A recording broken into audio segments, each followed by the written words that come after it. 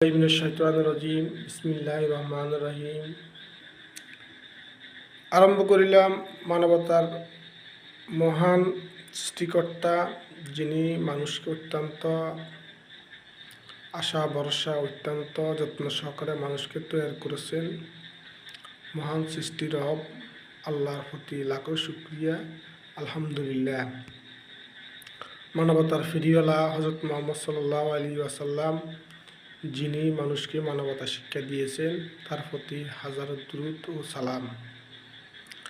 আজ বাংলাদেশ আইন শৃঙ্খলার চরম অবনতির দিকে যাচ্ছে।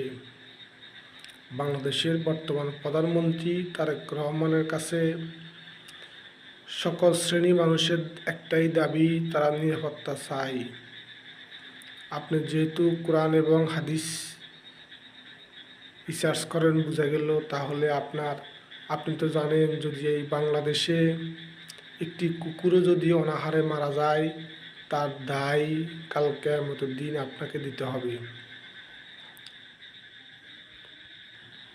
একজন সাংবাদিককে ঘর থেকে ডেকে নিয়ে পিটিয়ে হত্যার ঘটনা খুব অনাকাঙ্ক্ষিত, এটি কোনোভাবে মেনে নেওয়া যায় না।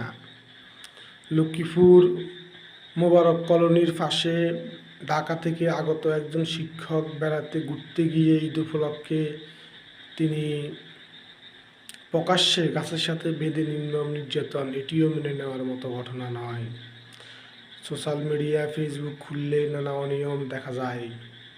অপরদিকে ভূমি অফিস এবং শিক্ষা ব্যবস্থা অত্যন্ত নাজুক অবস্থার মধ্যে রয়েছে।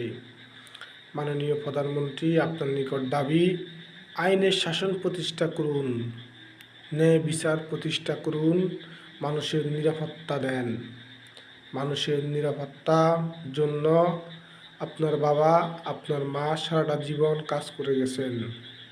আমরা আশাবাদী আপনিও মানুষের জীবনের নিরাপত্তার জন্য কাজ করে যাবেন।